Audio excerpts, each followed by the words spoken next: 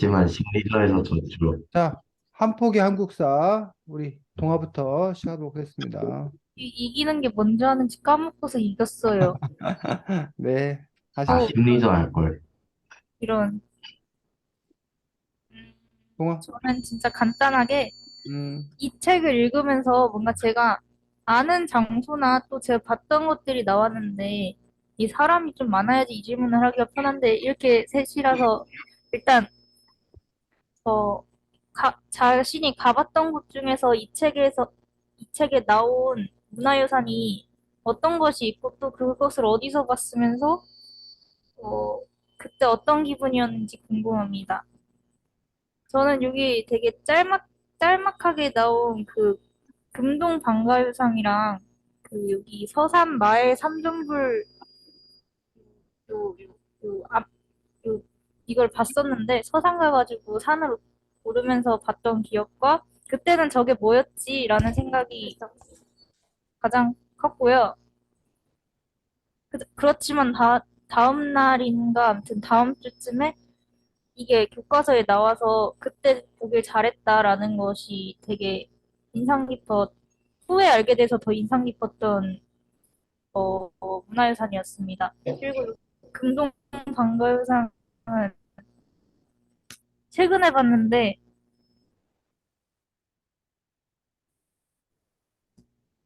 이거는 그 전에도 교과서에서 봤던 거라서 실제 연예인이 있을 때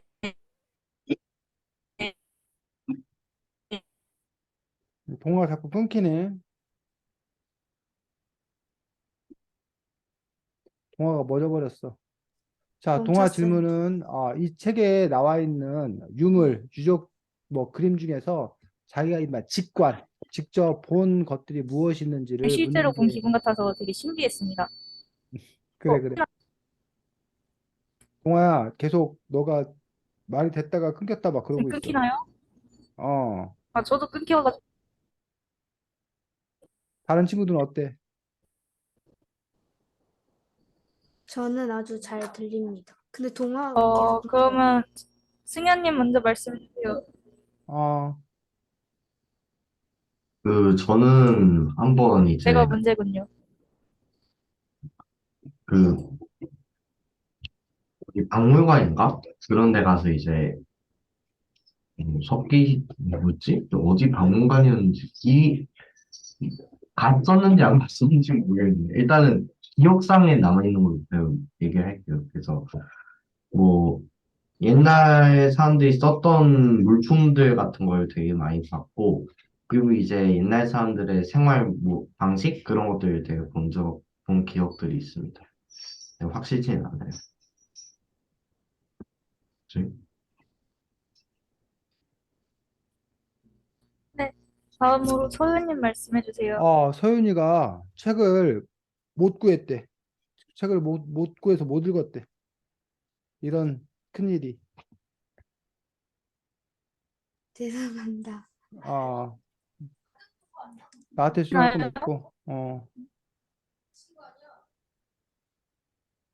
우리 동화가 뭐, 인터넷 상황이 너무 안 좋은 것 같은 동화야? 어떻게, 한번 나왔다 다시 또 나갔다 올래, 동화가? 한번 들어오는 게 네, 사이트 하나 보내드릴 테니까 그쪽 가서 인터넷 떠먹어 보세요. 멈췄어. 그건 뭐야, 동화? 승현이가 보낸 건 뭐야, 이거? 이 사이트는. 그냥 베스트.com인데. 그러니까 그건 뭐, 이거 인터넷 속도 테스트하는 거거든요. 인터넷 또 아, 테스트하는 그런 사이트가 있어? 이렇게 간단해? 네. 음, 대충, 그렇게까지 정확하지 않지만 좀 대략적으로는 아시죠. 그래. 자, 어, 여기 좀 이상한가 봐요. 동화 쌤이 하면 돼, 이제? 동화야? 네. 어, 저는 네. 이 네. 책에 나와 있는 것들 중에 고인돌을 아마도 봤을 건데, 정확히 고인돌이, 여기 나와 있는 고인돌, 우리나라 고인돌이랑 많아가지고, 고인돌을 아마도 봤을 거라고 생각이 들고, 동화가 봤다는 서산마의 삼존불은 그 근처까지 갔다가, 그때는 무식해가지고, 마의 삼존불이 바위에 새겨져 있는 거라고 생각을 못하고, 일반 불상을 찾다가, 그냥 서산마의 삼전불은 그냥 지나쳐가지고 못 봤다는, 그래서 언젠가 다시 가서 봐야 된다는 그런 마음 아픈 일이 떠올랐고, 여기 보면 대전에서 가까운 논산이라는 곳에 논산 관촉사에 그 부처상이 있는데, 은진미륵이 있는데, 은진미륵은 여러 번 가서 봤습니다. 또 석굴암에 있는 불상도 역시 봤습니다. 그래서 지금 책으로는 논산 은진미륵에 있는 거는 84쪽이고, 그 다음에 석굴암 본전불상은 82쪽이고, 그것들은 직접 봤습니다. 그 다음에 뭐 청자, 백자 아니면 뭐 이런 그림들 같은 경우, 수월 관음도 이런 그림들은 아마도 박물관 가서 봤을 텐데, 정확하게 그 그림을 봤나 안 봤나가 뚜렷하게 기억으로 남아있지는 않은 그런 상황들입니다. 음. 네, 그 정도입니다. 네, 네. 그러면 동안 다 했고, 저는 네, 네. 승현이, 지금 잘 들리나요? 승현이, 저는 되게 되게 많이 급하게 읽어가지고 되게 조금밖에 못했는데, 그 질문을 하나만 하고선 끝낼까 싶어요. 여기서 이 책을 읽고서는 새롭게 알게 된 점. 있으면 한 가지씩 말씀을 해주시고요. 없으면 뭐 굳이 말씀 안 하셔도 됩니다. 저는 이제 그 청동검이 옛날에 이제 청동기 시대에 무기로 쓰였다는 걸 듣고는 되게 충격을 먹었습니다. 전쟁할 때 저런 고급 무기를 쓴다고? 야, 옛날 사람들이 돈 엄청 많았나 보네. 그러면서 이제 감탄을 하면서 되게 이제 그 부분을 조금 인상 깊게 읽었다는 생각이 듭니다. 그다음에 이제 동아님 말씀해 주세요.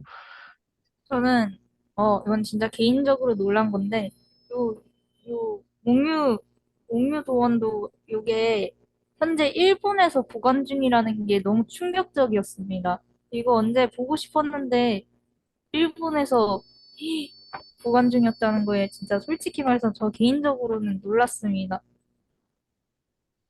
네, 네. 그다음 선생님 말씀해 주세요.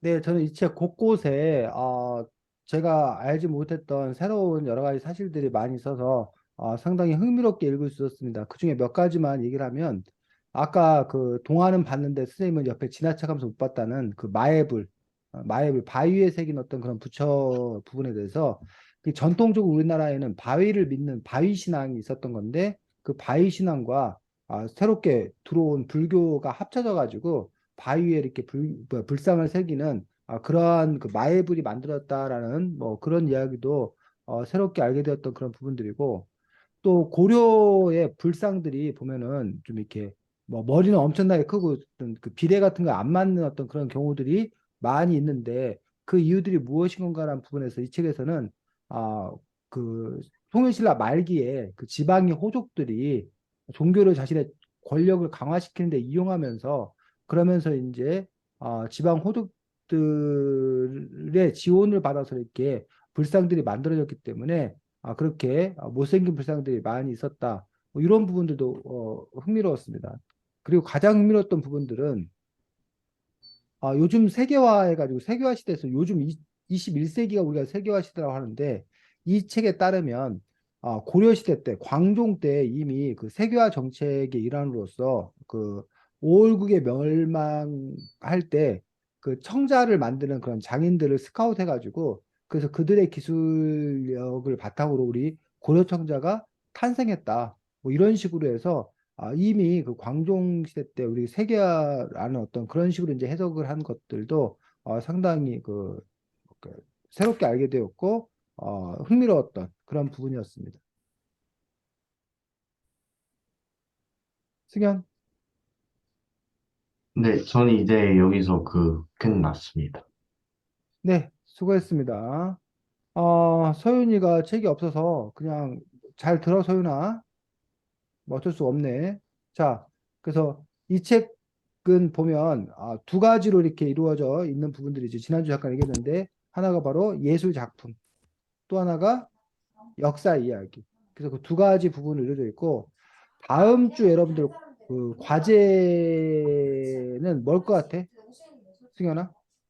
네? 다음 주 글쓰기 자유로운 과제로 쌤이 뭘 낼 것 같아? 잘 모르겠어요. 잘 모르겠어? 동아, 뭘 낼 것 같아? 가요.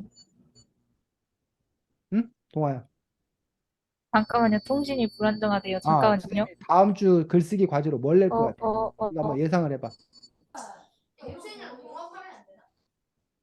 예상이 안 예술 돼? 작품 하나를 찾아가지고 조사해. 그렇지. 동아가 예상을 잘했습니다. 채팅으로 쳐도 될까요? 아니야, 됐어. 말 잘했어. 그래서 여러분들이 지금 이 책이 16장으로 이루어져 있거든? 여러분들이 17장을 집필하시면 됩니다. 그래서 소연이도 책 구해가지고, 요 16장을 바탕으로, 1장부터 16장에서 바탕으로 해서 여러분들이 17장을 쓰면 되는데, 이 책에 보면 지금 세한도, 조선 그 후기까지만 나온 거야. 우리 역사가 조선 후기에 끝나는 게 아니잖아. 뭐 근현대사 이 부분도 있기 때문에 그 부분들 중에서 근현대사를 상징할 만한 어떤 그런 그림이나 작품 하나를 선택하는 것. 그다음에 그것들에 대해서 역사 배경이나 이런 것들을 조사해서 그 그림 자체에 대한 설명 플러스 역사 배경을 설명하는 것. 그런 식으로 해서 여러분들이 17장의 글들을 여러분들이 작성해 보는 게 다음 주 과제고 이 부분은 지난번 화학 그 과제하고 같은 선상이야. 여러분이 뭐해서 연구해서 공부해서 알게 된 어떤 그런 사실들을 쉽게 풀었으면 그러한 그 글쓰기 연습을 여러분들이 해볼 수 있도록 하겠습니다. 자, 그러면 뭐 다음 주 과제 얘기 대해서는 좀 이따 다시 하기로 하고 여러분들과 먼저 우리가 요거 하나를 같이 보겠습니다. 보이니? 네. 요게 이제 루벤스라는 화가의 작품이라고 합니다. 루벤스.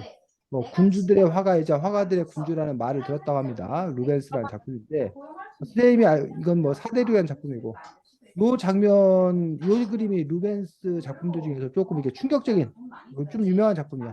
시몬과 페루라는 작품인데 요 뭐야 나이 많은 요 분이 지금 젊은 여자의 젖을 빨아먹고 있잖아. 어떻게 보면 너무 이렇게 외설스럽다, 변태스럽다 라고 얘기할 수도 있는데 요 그림 혹시 본 사람 있어? 요 그림 본 적 있어? 서윤이, 승현이, 동아 처음 봐? 아니, 봤어요. 요 스토리가 아버지와 딸이야. 아버지와 딸인데 이 아버지가 감옥에 gat혀가지고 사형수인데 어떤 음식도 먹을 수 없어. 이게 굶주린 상태였다는 거야. 그래서 이 면회온 딸이 아기를 낳은 지 얼마 안 됐는데 요 굶주린 아버지를 위해서 자신의 그 수유, 그 모유 수유를 해주는 그런 부분들이고 요 거에 감동이 갖고 이 아버지를 풀었다는 그런 이야기가 있다는 뭐 그러한 그림입니다. 자, 그다음에 뭐 레더와 백조라는 그러한 그림이고 삼손과 데릴라 성경에 나오는 그 삼손과 데릴라 그림이고 요거 레오키프스 딸들의 납치라는 그런 작품입니다. 그다음에 파리스의 심판 요거 그리스 로마 신화에서 뭐 누가 제일 아름다운가 해가지고 했던 그 파리스의 심판. 그다음에 평화 전쟁의 파리스가 상징이라는 작품 석탄 바구니 밑에 파리스가 무의 어? 유부남이었. 동아야 뭐라고? 파리스가 사실 유부남이었대요. 그래. 자, 네. 그다음에 이거 밀짚모자라는 작품. 요 작품들이 누구의 작품이라고 다? 루벤스라는 화가의 작품입니다. 자, 그다음에 여러분이 봐야 될 작품이 이번에는 네덜란드의 렘브란트. 선생님은 루벤스보다는 렘브란트를 더 잘 알고 있어. 렘브란트의 어떤 그런 작품들인데 에루살렘의 파괴를 슬퍼한 에레미야 선지자 중에 에레미야 선지자 성경에 나오는 이야기입니다. 그 다음에 요거 해부학 교실이라는 작품입니다. 해부학 지금 여기 보여? 팔 해부한 거? 왼쪽 팔 왼쪽 팔을 해부하고 있는 어떤 해부학 교실이고 그 다음에 요거 바톨로메오의 초상이라는 작품이고 이 12제자 중에 한 사람이었다고 합니다. 예수님의 12제자 중에 한 사람. 그 다음에 아르테미시아라는 작품이고 요거 벨사살의 연인이라는 작품이랍니다. 그 다음에 실명을 당한 삼손 해가지고 요거 아까 저기 루벤스 작품에도 삼손과 델라에게 나왔는데 성경에 나오는 삼손 얘기고 다나에라는 그림이라고 합니다. 그 다음에 검은 모자를 쓴 자화상 이 렘브란트 자기 스스로 자기 자화상 그린 거고 젊은 남자의 초상. 그다음에 요 그림은 되게 유명한 그림인데 혹시 요 그림 본 적 있어? 아, 잠깐만. 너무 길려가지고 잠깐만 멈춰주세요. 아, 야경이라는 작품인데 요 그림. 아, 봤어요, 엄마. 요 그림이 상당히 유명한 야경이라는 렘브란트 아주 대표적인 어떤 그런 그림이 바로 이 야경이라는 어떤 그러한 작품입니다. 그 다음에 뭐 간음으로 잡혀온 여인이라는 그래서 여러분 성경의 유명한 이야기 아, 네. 여자가 돌로 쳐라라고 예수님이 뭐 했던 요 작품. 그 다음에 이것도 역시 자화상 렘브란트가 자기 자화상. 그 다음에 목욕하는 밧세바. 그래서 아까 요거 그 누구야 삼손 아니었나 밧세바가 맞나 모르겠네. 자 아니다 데릴라고요. 그거는 밧세바는 누구지 모르겠다. 자 그 다음에 목욕하는 밧세바 이게 저긴가? 그 저기 뭐야 아니 그 다윗 왕그 저기 했던 여자인가 그건가 모르겠네 정확히. 다윗 왕과 관련되어서 그 성경 이야기 같아 이것도. 야곱의 축복 이것도 성경 얘기고 자화상이고 어, 티투스의 초상이고 사도 바울의 모습한 노인이고 뭐 이런 식으로 여기 그림들 티투스 초상 자화상이고 직물주와 평리원의 초상해가지고 요 그림이 조금 의미가 있는 게 뭐냐면 그 전까지는 주로 왕과 귀족들이 지배 세력이었고 그림을 그려달라고 하는 고객들이 왕과 귀족이었다는 거야. 근데 이제 요 시대에 이른바 상업이 발달하게 되면서 이 부르주아들이 상인들이 돈을 벌게 된 거야. 부자가 된 거야. 무역을 통해서. 그래서 이 사람들이 이제 뭐해? 그림의 고객이 되면서 이들이 그림의 어떤 인물로 등장하게 됐다는 어떤 그런 의미가 있기 때문에 요 그림이 뭐 그런 의미가 좀 있습니다. 이것도 역시 자화상. 그리고 뭐 유대인의 신부, 돌아온 탕자 이야기. 여러분들 이것도 성경 이야기지. 그 다음에 이것도 자화상이고 뭐 이런 식으로 요 렘브란트의 작품을 우리가 봤는데 자 루벤스의 작품하고 렘브란트의 작품을 섞어놓고 여러분들에게 루벤스의 작품과 렘브란트의 작품을 분류하시오라고 하면 어때 소연이 분류할 수 있을 것 같아? 아니면 보니까 뭐 두 사람 그림이 별 차이가 없는 것 같아? 구분하기 어려울 것 같아요. 어? 구분하기 가능할 어려울 것 것 같아요. 같아요. 그래 어려울 것 같아. 동화는 어떨 저는 것 같아? 가능할 것 같아요. 두 사람 작품이 어떤 차이가 좀 있었어? 보니까 네. 어떤 좀, 차이가? 그 렘브란트는 좀 음, 선이 더 부드러웠던 것 같은데요. 선이 좀 부드러웠다고? 아닌가요? 아니. 수현 몰라서 그래. 수현 몰라서. 음, 답이 있는 게 아니야. 수현이는 어땠어? 수현이는? 승현아? 네? 너는 어땠냐고? 두 화가의 작품에 좀 차별성이 보여? 아니면 어때? 어, 제가 그림을 별로 안 봐서 잘, 잘은 모르겠어요. 음. 자, 근데 지금 세상에 화가들이 아주 많은데 왜 하필 쌤이 이 루벤스와 렘브란트의 작품 혹시 보여줬는지 알아? 승현이 동화. 응? 자, 중세시대? 중세시대도 화가들 많은데 그리고 이 사람들은 중세시대 사람들이 아닌데 왜, 아, 왜 하필 그래요? 쌤이 루벤스와 렘브란트의 작품을 보여줬나? 그 비밀은 사쪽에 있습니다. 사쪽, 책 사쪽. 신화적 내용인가? 자, 책 사쪽에 들어가며 머릿말 부분들 우리 승현이가 읽겠습니다. 몇 쪽이죠? 사쪽. 앞쪽이요? 제일 처음에 들어가며 머릿말. 서민? 소영아 듣기 평가할 거야. 잘 들어봐. 네. 루벤스와 렘브란트, 각각 17세기 유럽의 폴랑드르와 네덜란드에 살았던 이름난 화가들이다. 루벤스는 화려하면서 장엄한 대작을 그려 바로크의 거장으로, 렘브란트는 진지한 초상화에 즐겨 그려 심리적 화가로 불린다. 같은 시대에 인접한 나라에 살았지만 두 사람의 이웃의 세계는 사뭇 달랐다. 거기까지. 자, 서윤아, 선생님이 네? 왜 루벤스와 렘브란트의 작품을 보여줬는지 알겠어? 네, 그 17세기의 유명한 화가들이었다고. 이 책에 소개돼 있어서 아, 루벤스와 렘브란트가 소개돼 있는데 네. 글로만 소개돼 있어서 우리가 한번 직접 뭐 해보자는 거야. 그림으로 아, 보자는 거야. 음, 그래서 여러분들이 책을 읽을 때 이렇게 글로만 써 있는 것들이 있었을 때 여러분들이 그 책 안에서만 그 글을 이해하는 방법도 있지만 적극적으로 여러분이 책 바깥으로 나아가서 배경 그 관련된 걸 찾아보는 거 이게 더 이제 확장된 독서를 하는 거야. 그래서 이제 동아나 승현이나 서윤이가 앞으로 책을 읽을 때 그 책 속에서 잘 머무는 것도 중요하지만 더 나아가서 시간이 되고 뭐 흥미가 있으면 이렇게 책 바깥으로 여러분들 그래 이거 좀 찾아볼까? 라고 이렇게 확장적인 그런 독서를 할 수 있으면 좋겠다고 생각을 합니다. 그래서 선생님이 보여줬던 거고 사실은 그것보다 더 중요한 이유는 그 다음 문단입니다. 자, 동화 읽어보겠습니다. 저 이거 동화 저, 읽어. 괜찮죠? 음, 무엇이 이런 차이를 낳았을까? 미술사학자 아르놀트 하우저가 두 거장의 차이를 명쾌히 설명했다. 루벤스가 살았던 플랑드르는 화려한 것을 좋아하며 과시욕이 강했던 귀족과 왕족 위주의 사회였지만 렘브란트가 살았던 네덜란드의 금연과 성실을 미덕으로 여기며 사치를 싫어했던 상인들의 사회였기에 두 화가의 화풍의 차이가 생겼다는 것이다. 승현이 뭔 말이야? 지금 동화 읽어준 말을 한마디로 말하면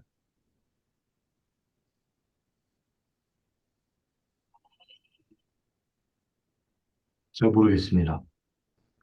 소연이 동화 읽어준 내용을 한마디로 말하면 뭔 얘기야?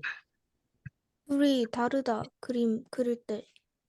화법이 다르다. 그림이 다르다라는 부분은 이미 그 아까 동화 승현이가 읽어줬던 부분에서 두 네. 사람의 그림이 다르다 얘기했어. 아, 네. 그럼 지금 동화 읽어준 부분에서 동화 뭘 얘기하는 거야 한마디로 말하면? 환경이 달랐기에 다른 거다. 아, 아니에요? 승현아 들었어? 네, 뭐 뭐라는 거야? 잠시만요. 뭐였더라?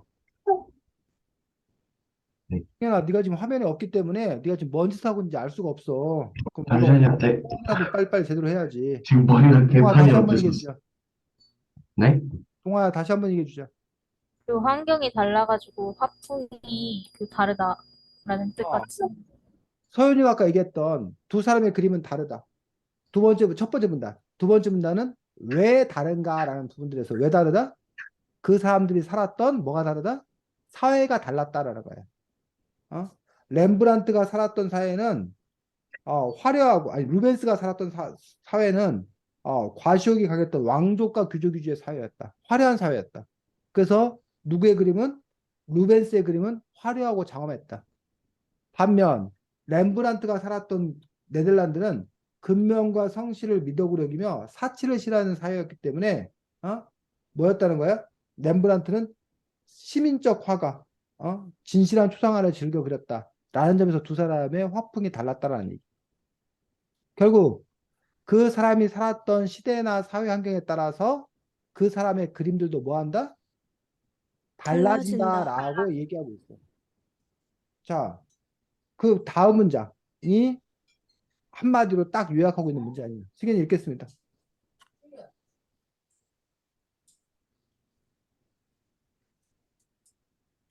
승현아, 같은 시대? 네? 세 네. 번째 첫째 줄 읽으라고. 하우저는 하우저는 위대한 예술은 그것을 낳은 사회와 연결되어 있다. 라며 사회학이라는 창문을 통해 예술사를 바라보았다. 위대한 예술은 그것을 낳은 뭐와 사회와 연결되어 있다. 요 문장이 이 한 폭의 한국사라는 책의 컨셉이야. 동아, 왜 이 문장이 이 책의 컨셉이라고 쌤 얘기하는 걸까? 음, 요, 지금, 지금 음, 대표 그림을 음, 바탕으로 설명을 하는 거니까 음. 자, 미술을 보면 어, 아무튼 네. 위대한 예술은 그것을 낳은 사회와 연결되어 있다라고 함으로써 각 시대를 대표하는 작품을 보면 뭘 알 수 있다는 거야?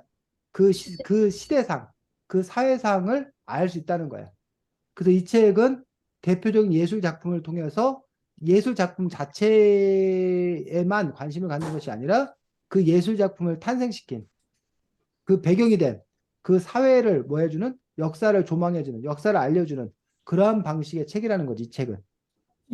그래서 이 책의 머릿말에서 바로 이 루벤스와 렘브란트의 예를 들어서 이 책의 컨셉이 뭔가를 설명하고 있다는 거예요. 자, 그래서 여러분들이 지금 읽는 게 이제 들어가면 우리 흔히 말하는 머릿말이라는 부분이 있는데 이처럼 머릿말의 기능은 이 저자가 자기의 의도를 노골적으로 얘기하는 거예요. 난 이 책을 어떤 의도로 만들었다. 어떤 목적으로 만들었다. 또는 난 이 책을 어떤 식으로 서술했다.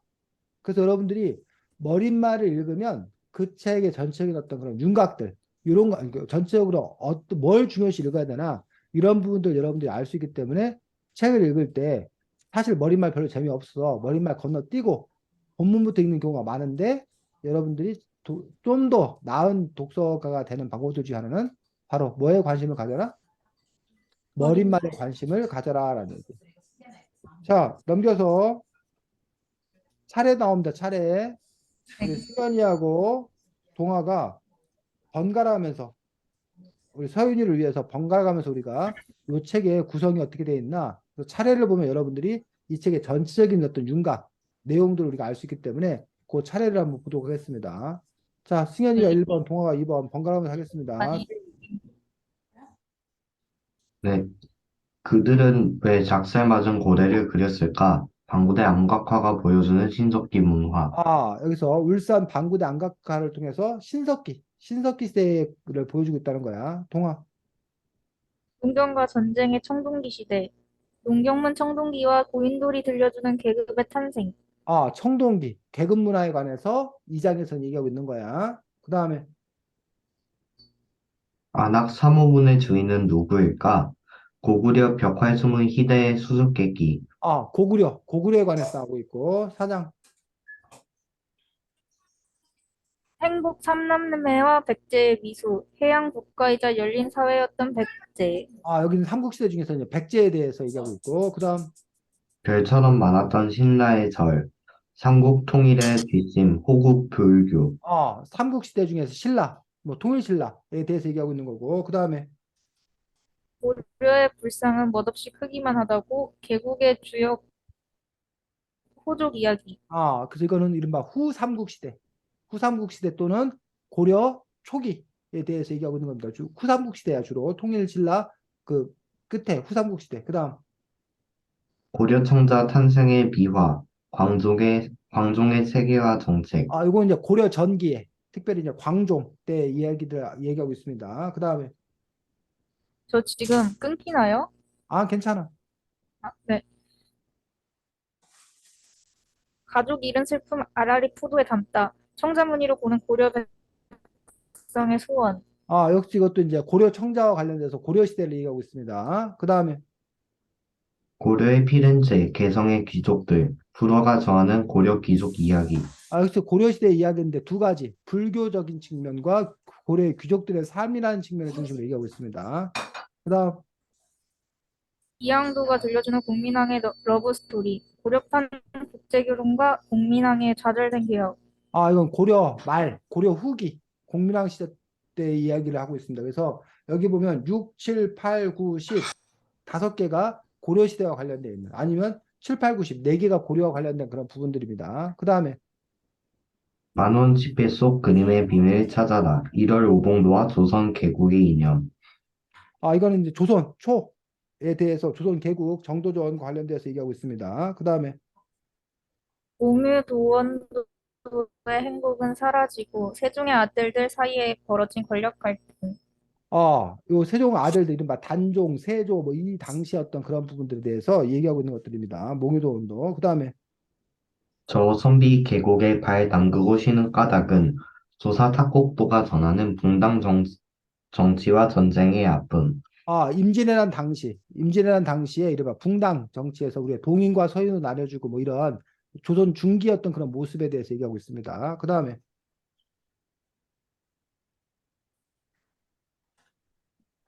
동아? 정선을 금강산 그림, 진경산수화에 숨어있는 소중과 사상. 그래서 역시 이것도 13단원과 거의 비슷한 어떤 그런 부분들인데, 금강 전도를 통해서, 정선의 금강 전도를 통해서 진경산수와 같은 그런 부분에 대해서 얘기하고 있습니다. 역시 이것도 조선 중기입니다. 그 다음에 이몽도의 풍속화, 배꼽 잡는 이유 있었네. 풍속화 문화 군주 정조. 정조시대, 조선 후기 부분에 대해서 얘기하고 있습니다. 그 다음 제한도가 품은 중인들의 이야기, 양반 스승 김정희와 중인 제자 이상적. 역시 이것도 이제 15단원과 비슷하게 조선 후기 부분에 대해서 이야기하고 있는 것들을 볼 수가 있습니다. 그래서 거기서 이제 끝나. 그럼 여러분 이제 17단원, 18단원 뭐 쭉 나올 텐데 그 위에 역사적으로 중요한 사건들이 뭐가 있을까? 여러분들이 기억할 만한 요 이후에 그 세안도가 품은 중인들의 이야기에서 김정희 그 이후에 있었던 여러분이 국지국장 역사 사건을 얘기한다면 뭐가 있을까? 일제강점기. 일제강점기. 그러니까 지금 동화가 많이 건너뛴 거야. 사실은 요 추사 김정희 시대와 일제강점기 사이에도 사실은 여러 국지국지한 일이 있는데 어쨌든 일제강점기도 있고 또 뭐 그 이후로 얘기해도 되고 그 중간에 얘기해도 되고 또 뭐가 있어?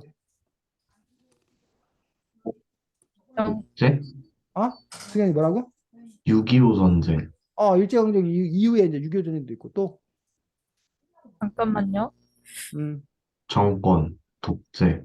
6.25 전쟁 이후에 이제 이른바 이승만 독재를 비롯해서 뭐 박정희 독재 뭐 이렇게 독재 정권에 대해서 얘기할 수도 있고 또 전전에 뭐 뭐가 동아 있을까? 서윤이 이거는 책 없어도 알 수 있는 건데 뭐 어, 뭐가 있을까요? 그럼, 잠깐만요. 자, 여러분들이 그 전 얘기하자면, 영동조 시대 이후에 이른바 뭐 세도정치, 안동김 세도정치. 씨의 세도정치부터 시작을 해서 여러분이 동학농민운동, 아, 그러네요. 전봉주의 동학농민운동이라던가 뭐 청일전쟁, 일본 청일전쟁, 뭐 러일전쟁, 아, 아, 뭐 일본의 어떤 그런 침략에도 뭐 갑오경장, 강화도 조약도 어? 있잖아요. 그거. 뭐라고? 강화도 조약.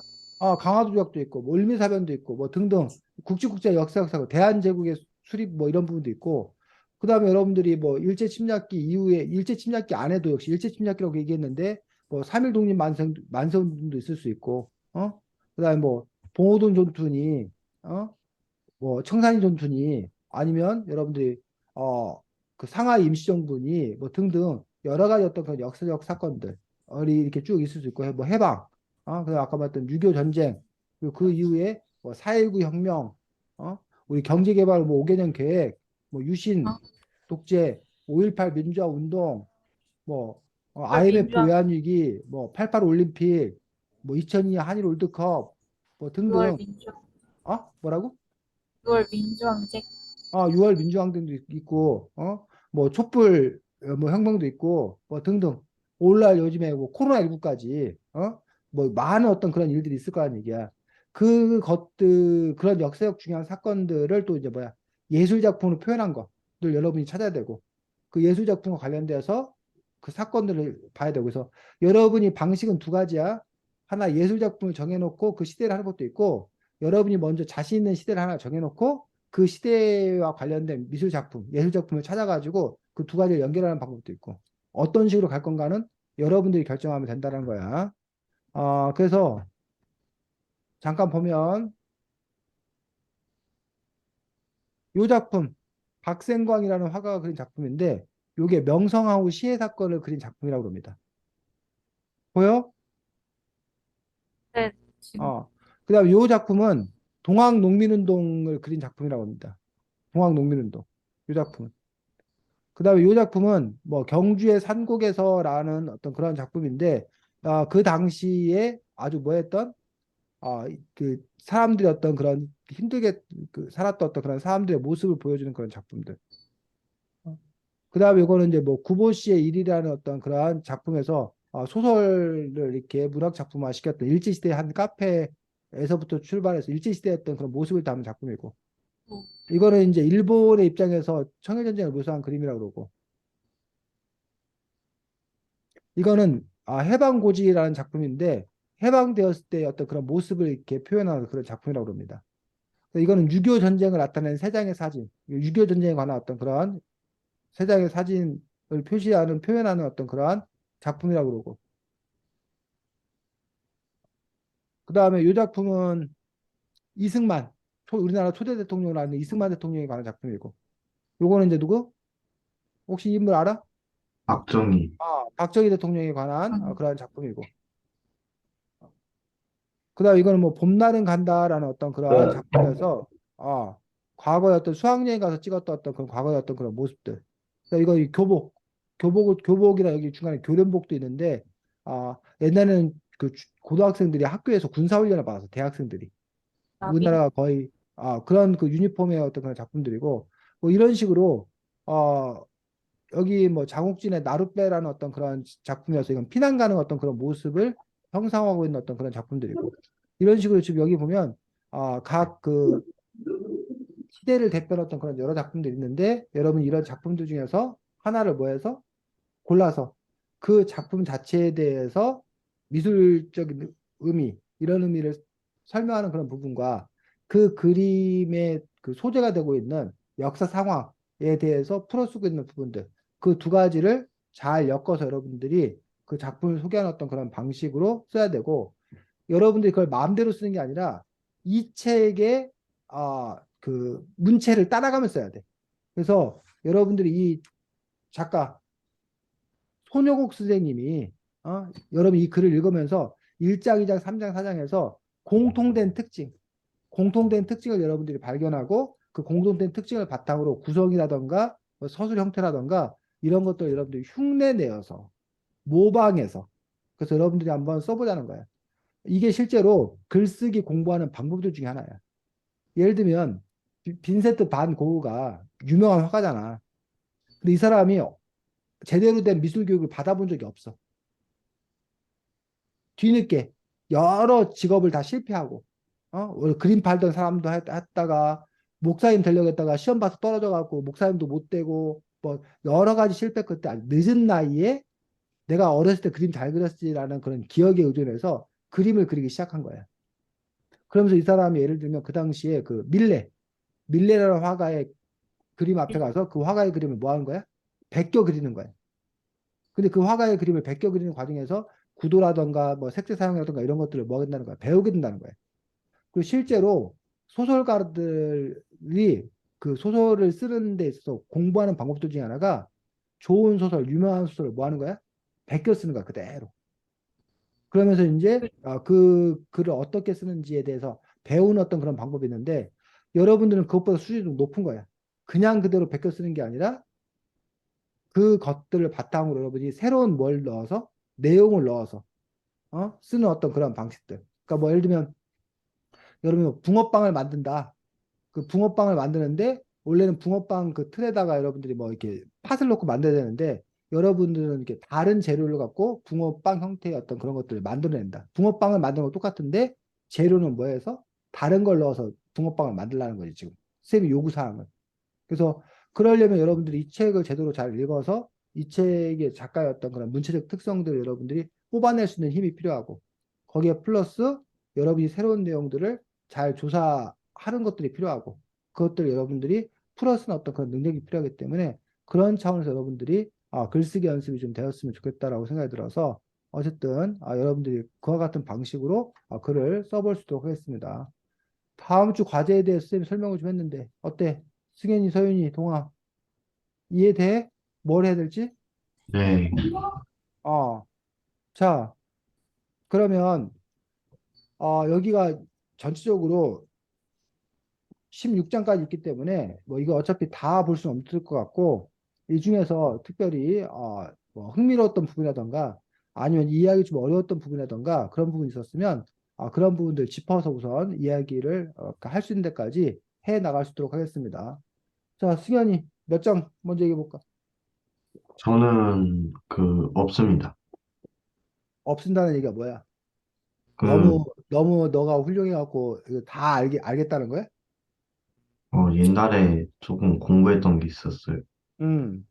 자, 그럼 이따가 우리 승현이한테 마구마구 물어보면 되겠네. 예? 자, 동화는 몇 장? 승현이가 다 알고 있으니까 당연히 우리가 물어봐서 전 승현이도 잘 절대로 외워야지. 다 알고 있다고 한 적이 없는데요.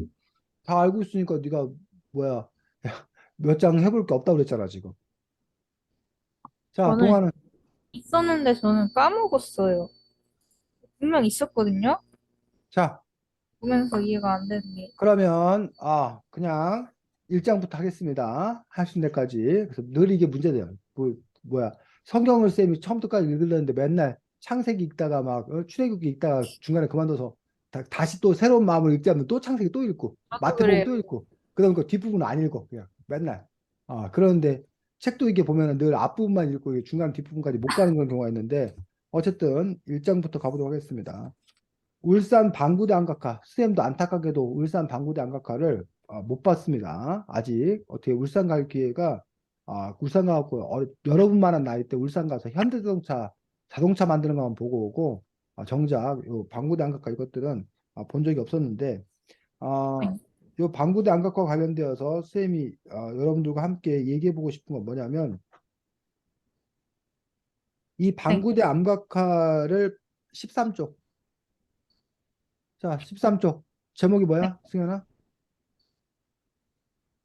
학자들이 힘을 모아 진실을 알아내다. 학자들이 힘을 모아 진실을 알아내다라는 부분에서 이 방구대 암각화의 의미를 밝혀내는 데 있어서 여러 학자 그룹들이 이른바 협업, 함께 도와서 마침내 그것도 이뤄냈다는 거야. 자, 첫 번째 팀이 어디? 13쪽에 보니까 울산 방구대 암각화와 관련돼서 제일 첫 번째 팀이 어느 팀이야?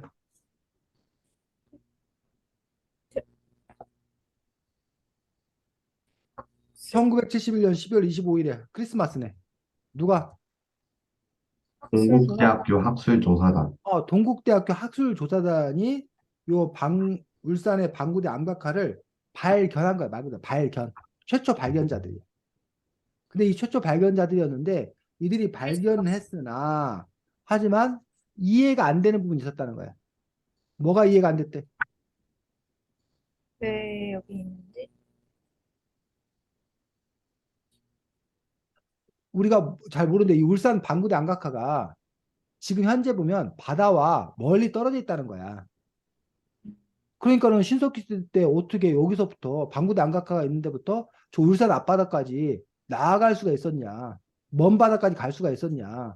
그런 점에서 좀 이해가 뭐해? 안 됐다라는 거야.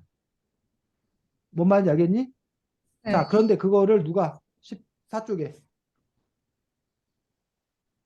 자, 방구대 안각화에서 울산 바다까지 26km나 떨어져 있는데 요 지질학, 궁금증, 요 의문을 누가 해결해 줬대? 지질학자. 지질학자가 해결해 줬대. 어떻게? 한반도의 기후가 어, 석기 시대에 추웠다가 신석기 시대에 접어들면서 따뜻해졌고, 어. 덕분에 그래서 얼음이 녹아서 바닷물이 불어났었다라는 음. 말?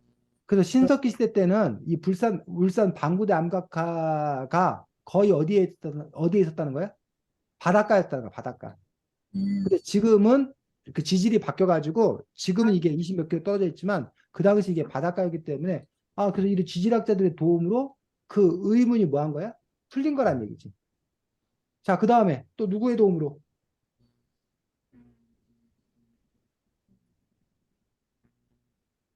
그 밑에 보니까 고래잡이를 뒷받침해주는 뭐가 나와? 유, 유물, 이런 유물을 발굴하는 것도 누구야? 이런 거 하는 사람을 우리가 뭐라고 그래?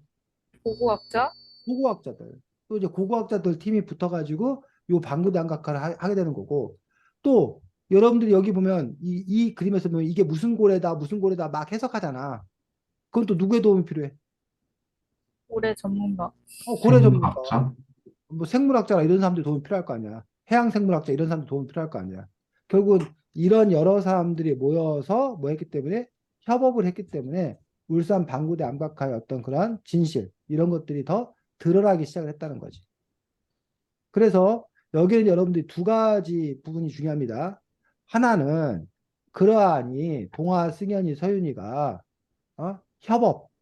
여러분들 그 옛날에는 숙제를 개인적으로 이렇게 숙제를 낸 경우가 많았는데 요즘 이른바 네. 조별 과제라는 걸 많이 내.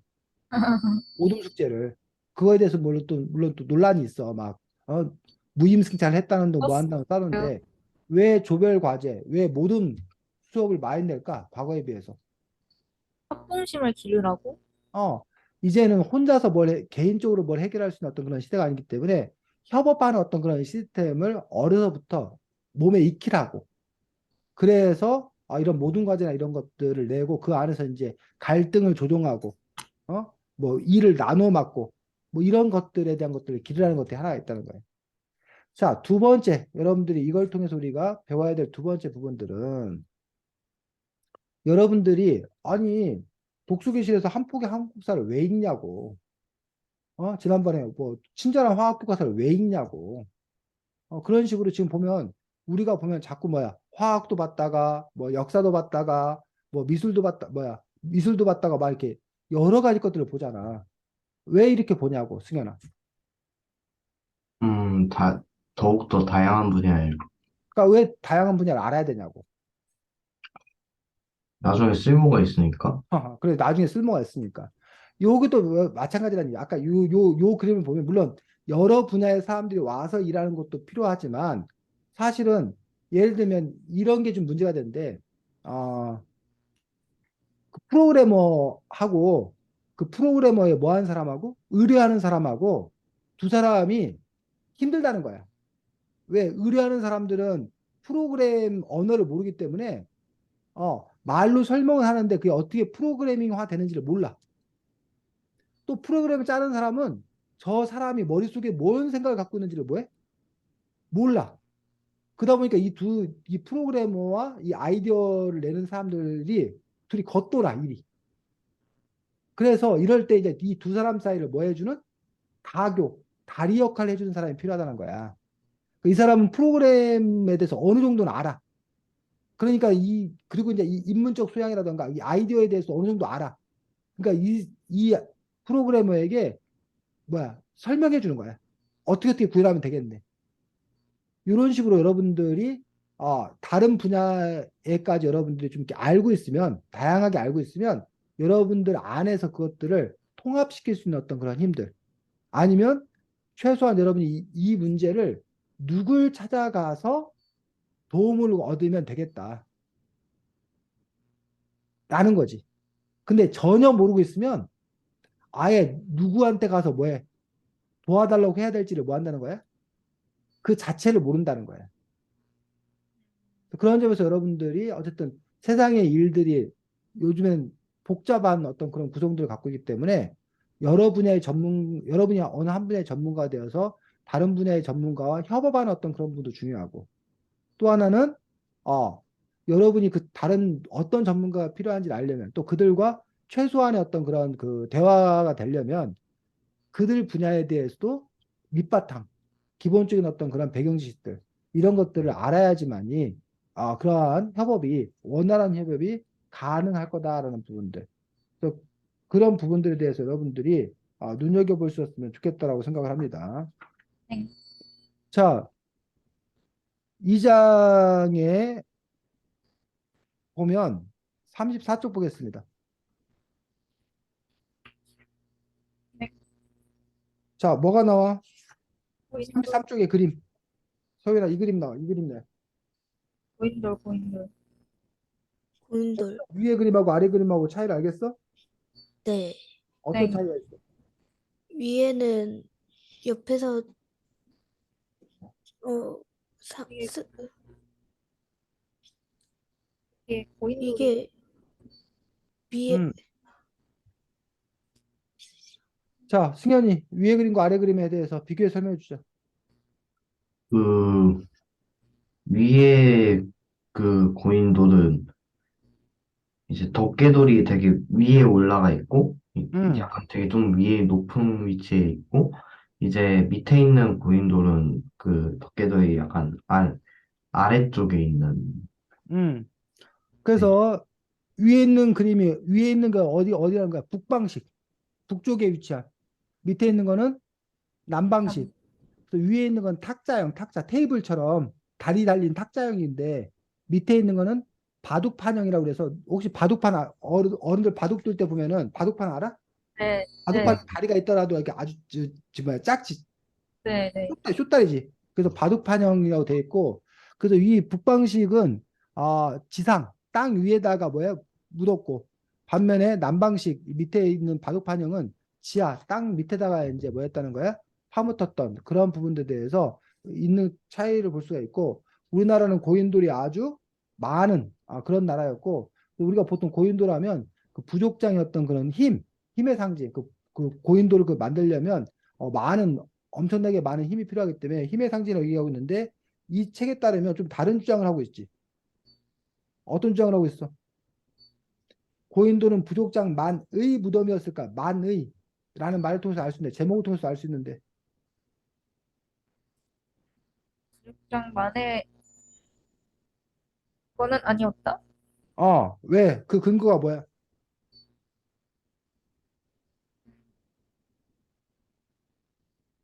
왜 부족장 만의 무덤이 아니라고 주장하고 있는 거야? 그 근거가.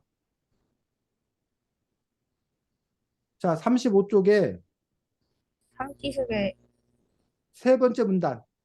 고인돌이 현재 우리나라에서 거기 읽어주고 서윤이가 듣기 테스트 하겠습니다. 읽어주자. 동아. 현재 우리나라에서 확인된 고인돌은 북한에 15,000기, 남한에 3만 기가 있는데 전남에만 2만여 기가 있어 우리나라는 고인돌이 유난히 많은데 전 세계 고인돌의 절반 가까이가 한반도에 있다고 해. 가히 아, 고인돌 거기까지. 서윤아, 왜 부족장만의 무덤이 아니라는 근거가 지금 동아가 읽어준 부분이 근거가 될 수 있을까? 어, 너무 많아서 어? 그게 너무 많아서? 너무 많은데 왜 부족장만의 무덤이 아니야? 왜냐면 부족장은 이제 그 부족에서 한 명일 텐데 음, 부족이 막 6만 개에 달할 정도로 많지 않으니까. 아, 그렇지. 서윤이가 아주 듣기 평가를 잘하네. 막 이해가? 이거 그만큼 부족장만의 무덤이라고 한다면 몇 개 없어야지. 근데 수만 기가 있다는 거야. 그 부족장이 수만 명일 수는 없다. 없는 거 아니야. 그래서 고인돌이라는 것도 어떤 그 당시에 그래서 장례 문화 중에 하나 아니었나라고 우리가 뭐 해볼 수 있는 거야? 추려해 볼 추측. 수 있고 다만 이제 규모가 엄청나게 뭐한 큰 것 같은 경우는 아무래도 더 이제 권력자들의 어떤 그러한 부족장들의 무덤 아니었을까라고 우리가 추리해 볼 수 있는 그런 부분들을 볼 수가 있습니다. 자, 3장 보겠습니다. 3장에서 여러분들이 46쪽, 47쪽 보겠습니다. 46, 47쪽.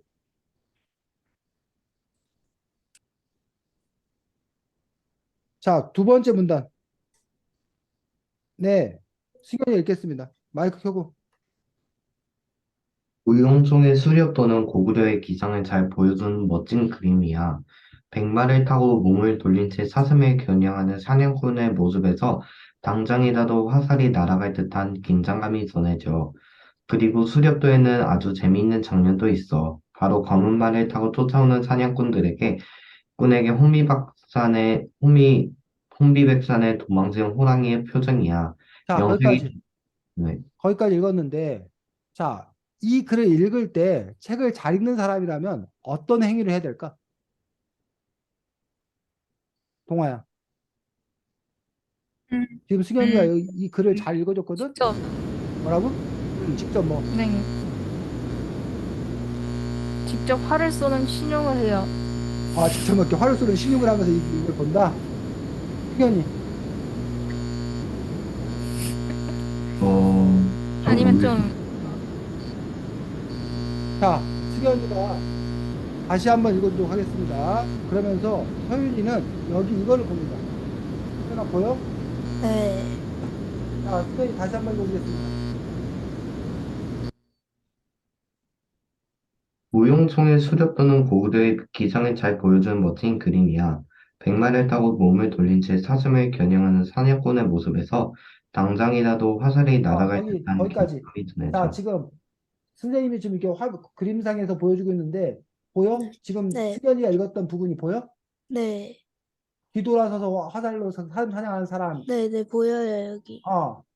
그 다음에 그 밑에는 이제 호랑이가 도망가는데, 그 호랑이 얼굴 표정이 사진에 그림이 좀 저기가지고 잘 안 보이는데, 이 호랑이 이거 보여? 네, 네, 여기. 그래서 지금 여러분들이 승현이가 읽은 부분을 잘 읽는 거는 머릿속으로 상상하며 읽는 게 아니라 옆에 뭐가 있기 때문에 그림. 그림이 있기 때문에 이 그림과 뭐 해가면서 연결 지어가면서 읽어야 된다는 거야. 승현아, 이거 그림 볼 때 연결 지어가면서 읽었어? 아니면 글만 열심히 봤어? 글만 열심히 본 거. 동화는 저는 모르겠어요. 근데 모르겠어? 비슷하게 본 것 같은데요. 그런 점에서 여러분들이 요 옆에 우리가 이제 이런 그림자나 이런 걸 나왔을 때 여러분들이 유치원 때 어린이집 다닐 때는 글을 몰랐을 때는 여러분이 알아서 이 그림을 열심히 봤었어. 글은 눈에 안 들어오니까. 근데 어느 순간부터 여러분이 글을 읽게 되는 순간부터 그림은 눈에 안 들어오고 뭐만 글만 글. 우리가 책을 읽는다면 글만 봐. 근데 진짜 책을 잘 본다라면 요 글과 그림을 잘 모여가면서 연결 지어가면서 그림 자체도 잘 보면서 그래서 여러분들 책에 보면 그림이라던가 그래프라던가 이런 것들이 많이 나와 있다는 얘기예요. 근데 그런 것들 여러분들이 그냥 그냥 이렇게 통과하는 경우가 많이 있다는 거지. 근데 그런 점에서 여러분들이 그 그림이나 그래프를 그냥 갖다 놓은 게 아니기 때문에 그림, 그래프, 표 이런 것들을 꼼꼼하게 확인하면서 그 글과 연결짓게 하면서 그렇게 책을 읽을 때 여러분들이 책을 더 효과적으로 읽는 그런 부분들을 볼 수 있다는 거지. 됐니? 네. 자, 그러면 여러분들이 다음 주에 글을 써도 마찬가지야. 여러분이 선정한 작품의 이런 그림에 대한 설명도 여러분 글 안에 뭐 해야 된다고? 들어가 넣어준다. 이 그림에 얽힌 역사적 배경도 설명이 되지만 이 그림 자체에 대한 기법이라던가 그림 자체에 대한 내용도 여러분이 그 글 안에 함께 들어가야 돼. 그거를 선생님이 다음 주에 확인할 거란 얘기야. 몇 장 쓴다고요? 몇 장 쓰는 건 없지. 너네가 어떤 작품 하나 선택해서 그거 관련돼서 이렇게 쓰는 것들인데 뭐 완벽하게 하려면 여기 이 책만큼 하려면 여러분들이 이 책이 보통 한 챕터가 10쪽 정도 되니까 뭐 10쪽 정도를 써야 되는데 그렇게 쓰기는 힘들 것 같고 저는 너무 아까 선생님께서 너무 17장, 뭐라고? 동호야? 선생님께서 17장을 쓰신다는 게 이게 그 17장이 여기 요 목차의 17장이 아니라 17장을 쓰느라고 하신 줄 알았어요. 아니야. 17장을 쓰라는 게 아니고 여기가 16 챕터까지 있어서 17 아, 챕터를 쓰라는 거였어. 온거지 17장 이런 거 아니고. 자, 그래서 여러분들이 이런 식으로 볼 수 있습니다. 자, 그 다음에 4단원 보겠습니다. 54쪽.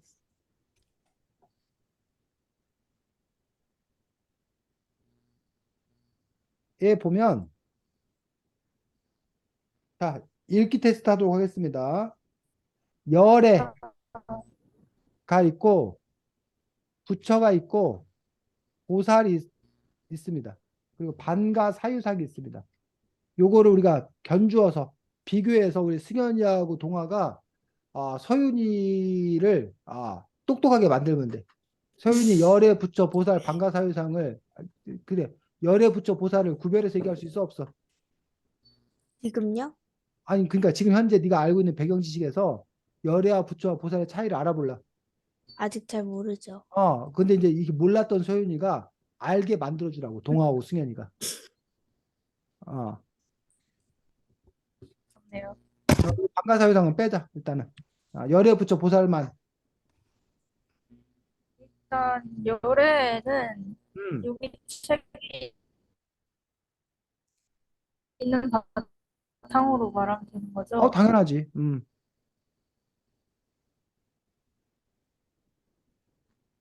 열애는 석가모니에 대한 존경을 담아서 부르는 이름 중 뭐라고? 음, 하나라고 석가모니 석가모니에 대한 부르는 합니다. 존경을 그리고 부르는 그 다음에 부처는 우리나라에서만 쓰는 말인데 깨달은 뭐라고? 사람이라는 음. 음, 또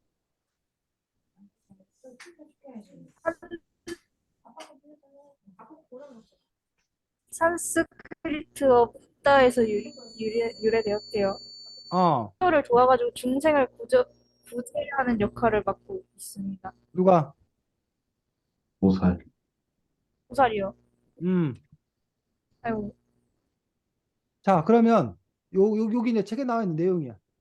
그럼 이 세 가지의 관계를 얘기해 보라고. 이 세 가지가 도대체 무슨 관계에 있는지. 요 열애하고 부처는 무슨 차이야? 부처와 보살은 또 무슨 차이야? 아니, 열애는 음, 그냥 모든 나라 사람들이 석가모니에 대한 존경을 담아서 부르는 거고, 부처는 우리나라 사람들이 쓴다 했는데.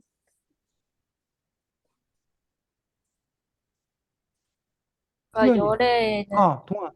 열애랑 부처는 같은 사람이고 열애와 부처는 아니, 같은 사람이라고? 한 사람이야? 같은 사람? 아닌가? 아무튼 그러니까 음. 석가모니가 부처 아니에요? 석가모니가 부처다. 응? 수연이. 맞아? 아니요, 전 뭐야? 그, 그럼 네가 말해줘봐. 뭐야? 그 열애는 이제 석가모니가 석가모니가 아니었어요? 맞는 사람이고, 어, 부처는 이제 깨달음을 얻은 사람, 모두가 이제 부처가 되는 거고, 어. 보살은 이제 부처를 이제 깨달은 사람을 도와 이제 중생들을 이제 구제하는 역할을 가진 사람들 모두를 보살이라고 하는 거예요. 그럼 열애하고 부처는 무슨 차이야? 어, 열애는 단 한 명, 그 딱 한 사람이라고 하면은 부처는 음, 이제 여러 사람, 즉 어. 이 사람도 될 수 있고 저 사람도 될 수 있는. 동아 이해했어? 동아야, 아, 승현이 이해했어? 그렇구나. 어? 네, 네. 자, 동아하고 지금 승현의 차이는 동아는 석가모니가 곧 부처고, 그래서 부처와 열애는 같은 말이다라고 지금 얘기하고 있는 거야, 동아는. 반면에 승현이는 석가모니, 아니에요, 아니에요. 부처는 이해했어요. 깨달은 사람 모두를 뜻하는 거야. 즉, 동아도 깨달으면 부처가 될 수 있는 거야. 서윤이도 깨달으면 부처가 될 수 있는 거야. 승현이도 깨달으면 부처가 될 수 있는 거야. 근데 이 깨달은 사람들 중에 몇 천 년 전에 깨달은 사람 누구? 이 석가모니. 석가모니. 한자고 원래 이름은 시타르타. 맞아. 어디 네. 인도의 한 왕자. 인도 지역의 한 왕국의 왕자였던 시타르타가 가출해가지고 출가해가서 보리수 아래에서 깨달음을 얻잖아. 이 사람이 깨달음을 얻어서 이 사람이 뭐가 된 거야? 부처가 된 거야, 부처가. 근데 이때 이 깨달은 이 시타르타 이 사람만을 특별히 따로 부른 이름이 뭐라고? 열애. 열애라는 거야. 아, 이해가? 네. 네. 반면 부처는 석가모니도 있고 석가모니 말고도 그 이후에도 그 전에도 깨달은 사람을 일컫는 모두를 부처라고 한다는 거예요. 그래서 여러분들 그 뭐지? 선생님은 인라인 스케이트 네. 하고 롤러브레이드 혹시 알아? 들어봤어?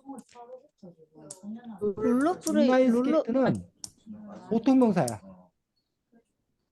그래서 그 바퀴로 굴러다니는 건 다 인라인 스케이트라고 그래. 근데 인라인 스케이트 중에서 뭐가 있다는 거야? 브레이드라는 브랜드가 있다는 거야, 브랜드.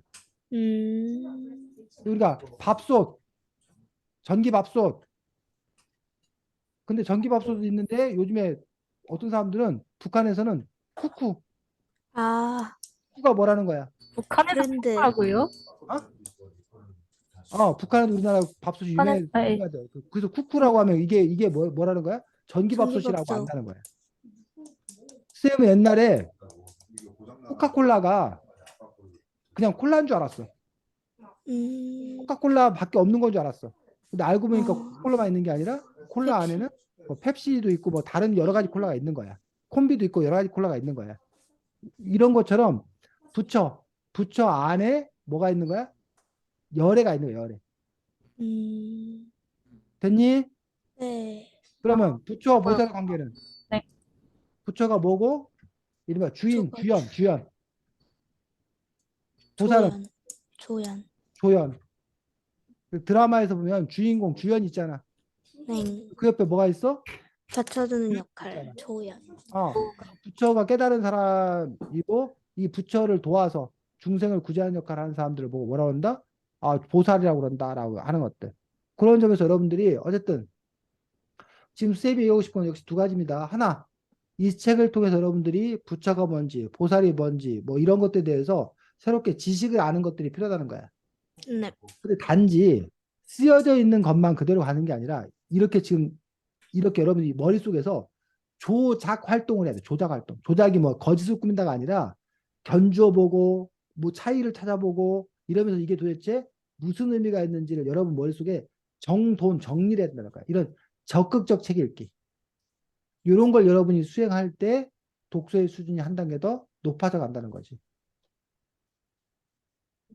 그래서 오늘은 뭐 의도한 건 아닌데 하다 보니까 여러분이 독서를 어떻게 되는 건가 라는 부분에서 얘기를 했었는데 결국은 독서라는 건 이제 두 가지야. 독서에서 여러분이 하는 일도 두 가지야. 하나는 결국은 배경 지식. 뭘 알아야 될 거 아니야. 책을 읽고 뭘 알아내는 것들, 아는 것들도 필요하지만 또 하나는 그것들을 뭐해? 알아가는 방법. 어떻게 잘 알 수 있는가.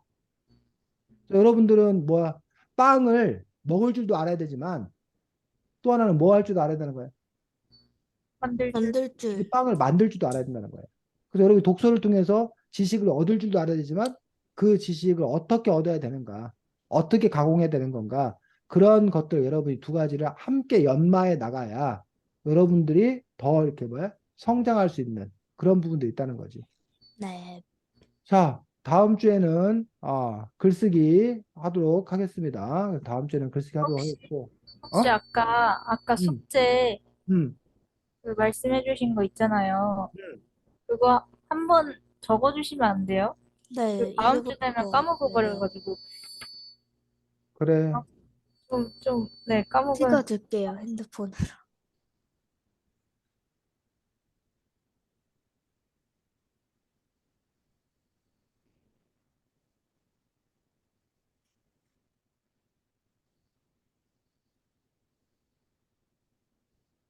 자, 첫 번째 할 일이 근현대 시대를 대표하는 예술작품 선정하기야. 근현대 시대. 지금 이 책 이후, 네. 이 책 이후 두 번째가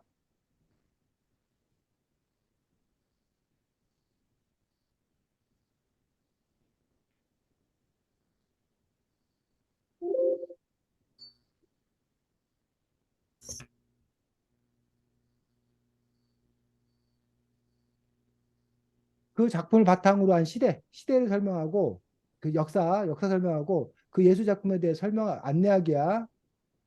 근데 그 방식이 방식이 이거랑 똑같아야 된다.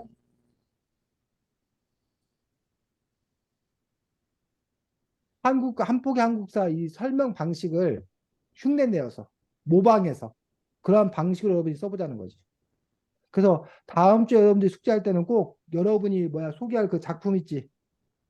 작품을 여러분들이 복사받아가지고 같이 그 보여줘야 돼. 글만 갖고 오면 안 되지. 여러분 무슨 작품을 갖고 얘기했나요? 안 되니까. 네. 됐니? 네. 어. 다 들을게요.